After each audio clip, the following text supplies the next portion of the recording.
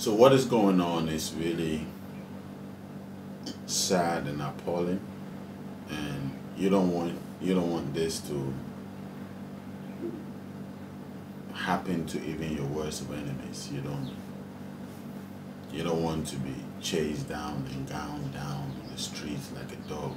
You don't want that to happen around you, even to your worst enemy. I'm being honest, and the fact is that this is happening today, this present day in Nigeria, is really appalling. And I think, you see, the problem is that everybody is trying to address the situation from the top. That's a problem. Every single person that is out there is trying to address the situation from the top. But it's deeper than that. It's from the roots. If you want to uproot a tree, go by the roots. When you cut the branches, it's growing again. And I'm not saying nobody should speak about it. Listen, I applaud everybody that is speaking about it. But all that I'm saying is that it's deeper than that. That is all that I'm saying.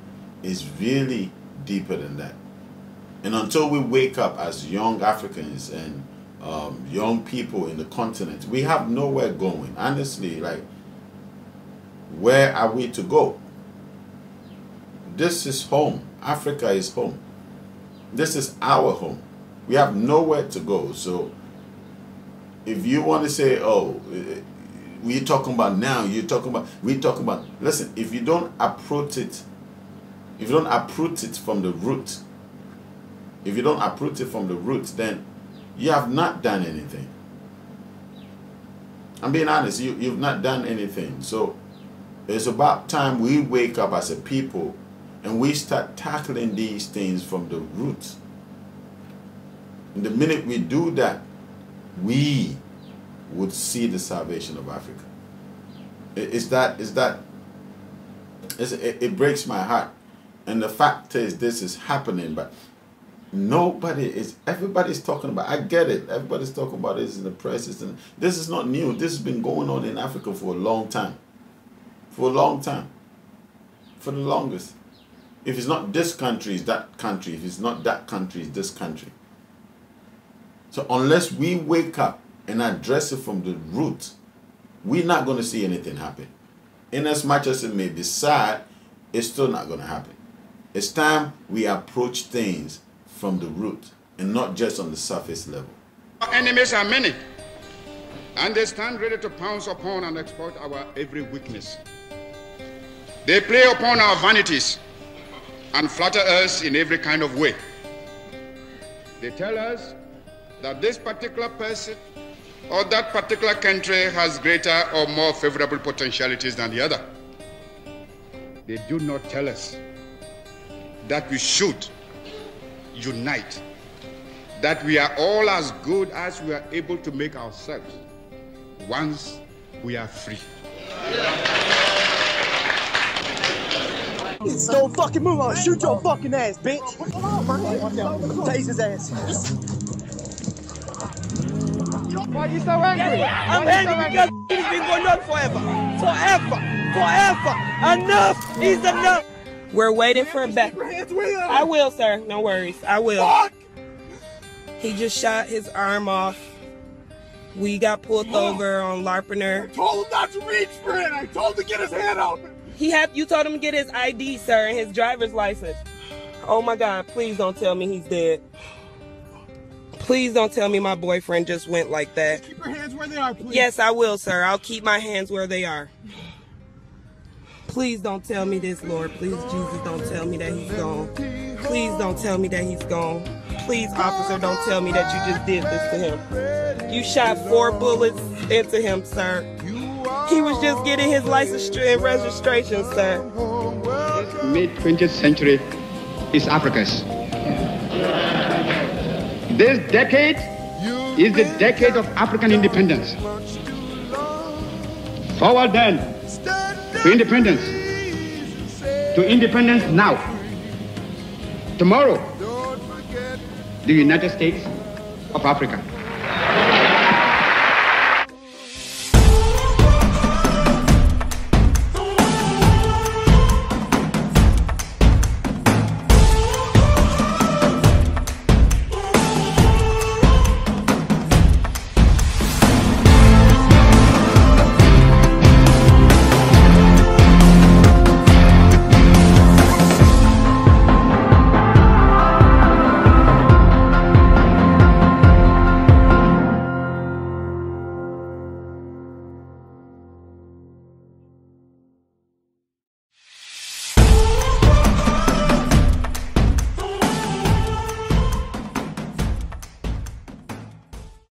Aquaba. Welcome to the Melanated Truth. My name is Kojo Benton. You know I'm always humble and excited at the same time every time I get opportunity to come your way. And today, I don't want to show videos. I'm being honest. I don't want to show any videos. I don't want to show people gunning down people on the street. I mean, it's all over the internet, so that's not really what I want to show today. But what is going on in Nigeria must end now, today. Like yesterday, it was even supposed to be done yesterday. You know, it's sad, it's appalling. We got to deal with it. And like I said, from the root, not from the surface. So, I mean, a lot of people were crying out, where is ECOWAS, where is the African Union, where is all these organizations? I don't call on these people. I'm being honest, because it's deeper than that. Listen, most of these people are deep pockets, are pocket deep. I'm telling you, most of these people are pocket deep. So they would say what you want to hear them say, but they would not do what they're saying. Yeah, I don't know if you get what I'm saying. So, but anyways, the ECOWAS came out to speak about it and condemned it and said something has to be done about it, as in if it's going to be done. I saw a couple of tweets going around about African nations, very quick to wish President Trump a speedy recovery, but yet nobody is saying anything about what's happening in Nigeria. And I want to applaud all the social media guys from Wood Maya to Yao Sheldon, Kojo Sheldon, sorry, and all the people, all the bloggers and everybody on social media that kept the heat on some of these leaders, and of course our Ghana president responded to the heat that was coming on social media. Let me read what he said. He said, "I join all well-meaning persons in calling for calm." Anyway, let me not go into it. And the use of dialogue in resolving the NSAS impasses in Nigeria. I have spoken with President Buhari, who is committed to end this, and he began the process that would lead to the reform. So hopefully, he spoke to the president of Nigeria and the president of Ghana, and hopefully something's going to be done about it. But listen, it's really sad. I saw a post out there about what's going on in Nigeria, and I want to read it. It says, what is SAS? Anti-robbery squad. SAS is a special unit within the Nigerian police force. What is the problem? They have been using violence and torture against the civilians they are supposed to protect. What can you do? Amplify your voice, protest, donate, call for change, use hashtag #NSAS. This is what I'm saying. And whoever put this together, kudos to you. But this is what I'm saying. From the branches, from the leaves, it's not going to solve it. We need to go to the root. We need to get to the root. We need to make sure we are tackling the issue from the root. This is when we would have positive influence. This is when something would happen. When we go to the root and when we target this from the root. From the surface, it's not going to work. And I will tell you from the root. At the end of my video, I'll tell you how to tackle these issues from the root. But that is where we need to go. From the root of things. That's where we need to go. Anyway, see, before I go any further, I want to give thanks to the Creator, our Father, who's always awesome, amazing. Listen, I'm always humbled that we have such a Creator who has allowed all existence to be in this dimension. We also want to thank our Mother, the Earth. As I say, we thank Ghana for always protecting this nation, Ghana, and we thank all the powers that be across Africa, across the continent. We also thank the powers of the air, the powers of the earth, the powers of the water dimension, the powers of the fire dimensions. We say thank you to a sea. Nana Jo, Nana Benin, Nana Oku, Nana Yao, Nana Fi, Nana Min. We thank you. Now for Jahiman and I'm from. We are always humble and always grateful that you are always with us and you never leave us alone. That said,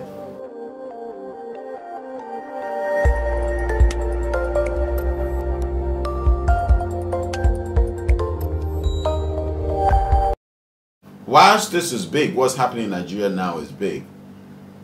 I want to read a couple of messages out there. I want to read a couple of things, and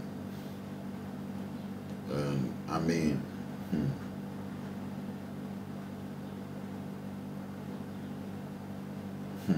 let me read something that I saw. What's happening in Congo? A silent holocaust is going on in Congo, where millions of people are getting killed for coating, a natural resource that is needed for electronic devices. Countries like USA, UK, France, and most European countries are funding Uganda and Rwanda military to invade Congo for these resources. These invasions kill innocent people. What can you do? Share the link. Okay, go so. But these invasions kills innocent people. You heard a part that it says these nations are funding these people, these things. That is what I'm saying. It's deeper than that. Everybody say no Congo, no fun. All my people sing no Congo, no fun. Yeah, we cry every day, no Congo, no fun. All my people say no Congo, no fun. Crying every day, they be crying every day. All my people, they're hungry, they crying. My Lord, can you hear me sing? What more can I say? They be working every day. All them kids, they deserve to have fun. Baba God, can you hear me sing? This goes out to me, get away from evil. Everybody say no Congo, no fun. All my people sing no Congo, no fun. Yeah, we cry every day, no Congo, no fun. All my people say no Congo, no fun. Everybody say no Congo, no fun. All my people sing no Congo, no fun. Yeah, we cry every day, no Congo, no fun. All my people say no Congo, no fun. Crying every day, they be crying every day. All my people, they're hungry, they crying. My Lord, can you hear me sing? What more can I say? They be working every day. All them kids, they deserve to have fun. Baba God, can you hear me sing? This goes out to... It's deeper than that. When you watch the shootings in Nigeria, some of them are in civilian clothes, right? How are you going to tell, even if these are real military guys? If these are not military guys, where are they getting the guns from? Where are they getting the guns from? Who is funding the guns? Who is bringing the guns into the system? We don't manufacture guns here. Yes, we have our local ammunition for hunters who go to the forest to hunt. But we don't manufacture sets, AKs and all of that here. So where are these coming from? What border lines are these coming into the country through? You understand? The ship lines and the plane lines, the aircraft lines. Who are the immigration personnel standing at the borders checking how are these guns getting into our countries? Who is pushing them? I saw a video a couple of months about some rich dudes sending arms down to South, I think it was Zimbabwe or something. Who is pushing these agendas? Who is funding these guys? These guys in the villages and all that are not even getting food to eat. How on earth are they affording guns? How are they getting guns in the system? So the shootings that are going on, who is funding them? Don't tell me it's the military. Anybody are talking where, that's the picture that people are not seeing. Anybody are talking where anything with a shooting of, yes, the military can come in. And the question is, if civilians are the ones on the street doing this, why is the police not coming in? Why is the military not coming in? Police are not coming in because the whole NSAS movement, because the subject of guns and military and police has become very sensitive. So anybody are talking, parade through the streets and start shooting people down, and you never know who is actually shooting somebody down. It's deeper than this. Listen, I know people are hyped with all the hashtags and all of that, but listen, the real issue is what we got to tackle. Where are the fundings coming from? Most of our leaders are pocket deep anyway. They are in too deep. to even say anything against what is going on. The real agenda is underneath. It's not the shooting, it's not the protest, it's not all of that. The real agenda is underneath. This is what Africa got to wake up to. This is what we have to wake up to. It's not just about the talk. It's about we waking up to the reality that is on the ground. Who is funding these things? Who is funding them? This is what we got to wake up to. And hence we see what is happening in Congo. Let's go to Ivory Coast. It says Ivory Coast and Ghana, child trafficking. What's happening? There has been an increase in child labor, in child trafficking in Ghana and Ivory Coast. Children are trafficking from Burkina Faso, from Mali, to work in Ghana and Ivory Coast on cocoa farms as slaves. Just 2 weeks ago, Ivory Coast police rescued 11 children working on cocoa farms and arrested 3 farmers on suspicion of people trafficking. When we go to Liberia, it says what? Rape national emergency in Liberia. What's happening? Rape in Liberia has increased by 50% during the pandemic against young women and children. Over 1,000 cases of rape have been reported within the last 10 months. Over 1,000.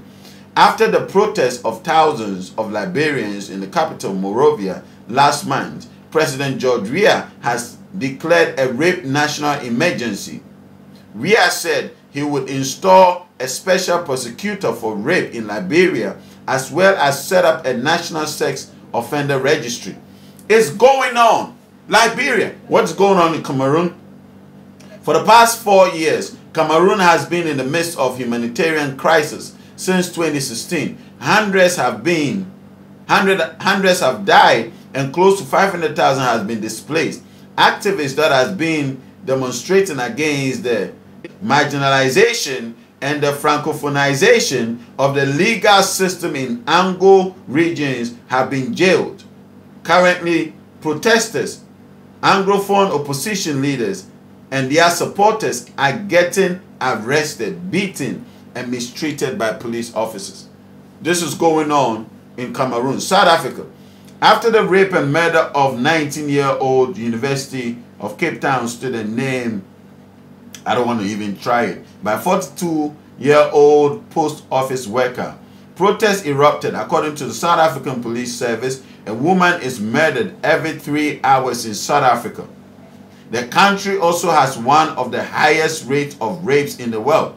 Protesters are demanding justice for the deceased or the victim and more definitive and urgent response to violence against women. It's going on. In South Africa, Namibia, what's happening in Namibia? Women have taken to the streets of Windhoek and other cities to protest against sexual and gender-based violence. According to reports, over 1,600 rape cases were reported during the 18 months ending in June 2020. The protesters are demanding for the government to take action. These things are happening. It's going on. And I don't even understand why anybody would want to rape anybody. How sick are you in the head that you keep going around, jumping around, and just raping people? Why would you want to rape anybody? Women are more than men anyways. There are women that are looking for men to have sex with. What is wrong with you? Why are you raping?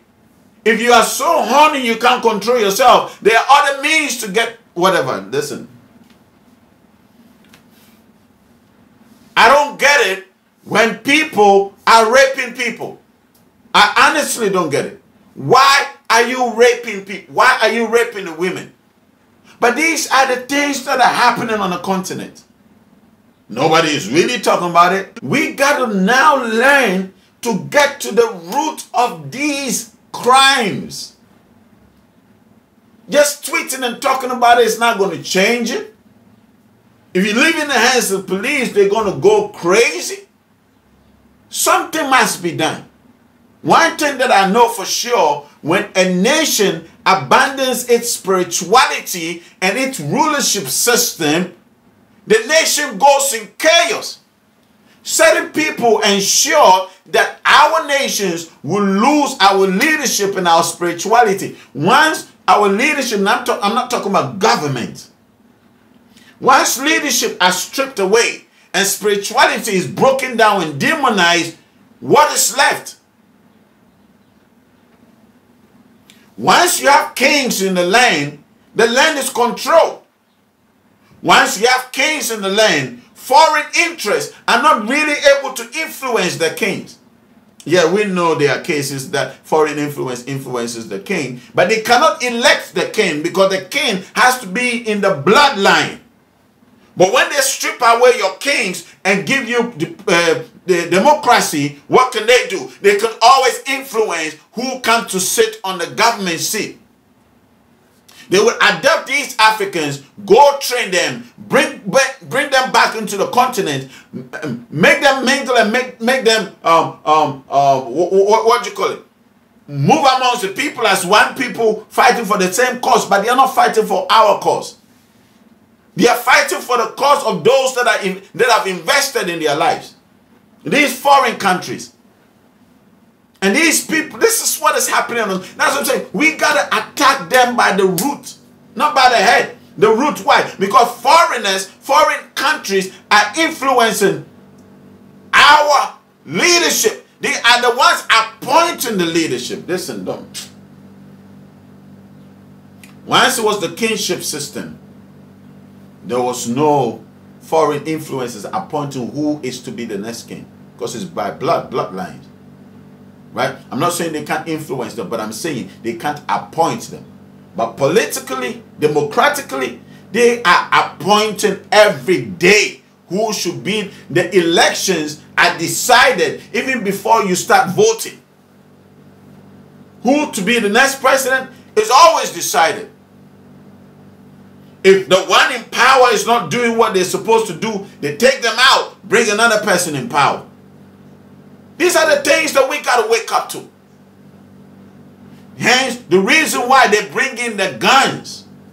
Because they need to find this opposition to cause this uprising. Whilst the uprising is going on, they're stealing the resources. You know that we know these tricks.